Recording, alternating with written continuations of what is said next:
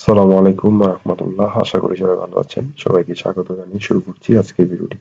আজকের ভিডিওতে আপনারা জানেন যে 18তম নিবন্ধন লিখিত ফল পুনর্মূল্যায়নের জন্য কিছু সংখ্যক শিক্ষার্থী আপনার মানববন্ধন করেছেন এবং সেই মানববন্ধন নিয়ে এনটিআরসি কি বলছে সেই বিষয়গুলো তুলে ধরার চেষ্টা করব।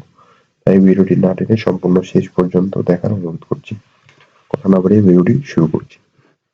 18তম শিক্ষক নিবন্ধনের লিখিত পরীক্ষার ফল পুনর্মূল্যায়নের দাবি জানিয়েছেন পরীক্ষার্থীদের একটি অংশ। এই দাবিতে বিভিন্ন কর্মসূচিও পালন করেছে তারা। তবে নিবন্ধন নীতিমালা অনুযায়ী পরীক্ষার ফলাফল পুনর্মূল্যায়নের সুযোগ নেই বলে জানিয়েছে এনটিআরসিএ কর্তৃপক্ষ।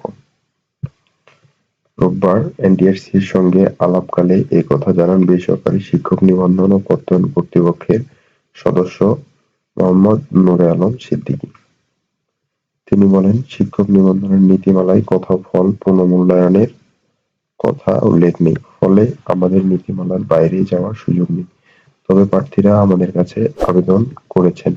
তাদের আবেদন শিক্ষা মন্ত্রণালয়ে পাঠানো হয়েছে। মন্ত্রণালয় নির্দেশ দিলে প্রার্থীদের ফলাফল পুনর্মূল্যায়ন করা হতে পারে। এদিকে এনটিআরসি এর চেয়ারম্যানের পদত্যাগ সহ ৫ দফা দাবি জানিয়েছেন ১৮তম শিক্ষক নিবন্ধনের লিখিত পরীক্ষায় অংশ নেওয়া পরীক্ষার্থীরা। রোববার জাতীয় প্রেস ক্লাবের সামনে ১৮তম শিক্ষক নিবন্ধন ভুক্তভোগী পরীক্ষার্থীবৃন্দ ব্যানারে আয়োজিত এক মানববন্ধনে এ দাবি জানানো হয়।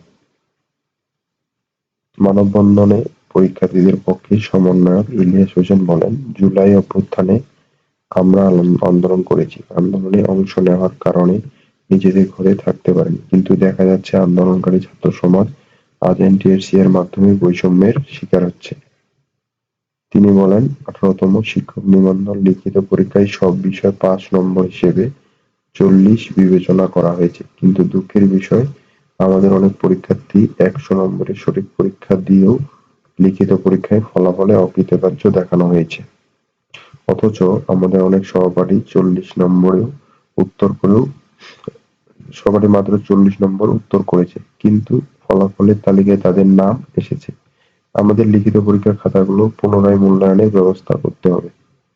পরীক্ষার্থীদের দাবিগুলো হলো নিম্নোক্ত রোলধারীদের লিখিত পরীক্ষার খাতা পুনরায় মূল্যায়নের ব্যবস্থা করা, ১৮তম শিক্ষক নিবন্ধনে ভাইভা চলমান অবস্থায় দ্রুত ফলাফল পুনরীক্ষণ করা। এনটিআরসি এর চেয়ারম্যান মোহাম্মদ মফিজুর রহমান এবং যুগ্ম সচিব নূরে আলম সিদ্দিকীর পদত্যাগ, পূর্ণাঙ্গ ফলাফল, রোল নম্বর উল্লেখ সহ এনটিআরসি এর ওয়েবসাইটে প্রকাশ করা এবং খাতা অন্য কোনো খাতার সঙ্গে সংযুক্ত করে আমাদের অকৃতকার্য করা হয়েছে কিনা তা তদন্ত করা।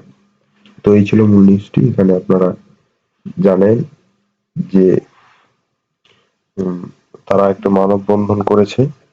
এই মানববন্ধন করার ফলে তারা কিছু দাবি জানিয়েছে এবং হচ্ছে আপনারা এটা বলেছে এবং এই দাবি তারা হচ্ছে আপনার অর্থাৎ এনটিআরসি কর্তৃপক্ষ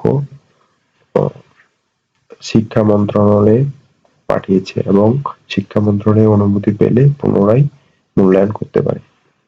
তো এই ছিল আজকের বিষয়। আশা করি ভিডিওটি আপনাদের ভালো লেগেছে। ভিডিওটি ভালো লেগে থাকলে চ্যানেলটি সাবস্ক্রাইব করুন। কোনো কিছু জানানো বা মতামত থাকলে কমেন্ট বক্সে লিখে জানান। সবাই ভালো থাকবেন, সুস্থ থাকবেন, নিরাপদে থাকবেন। আল্লাহ হাফেজ।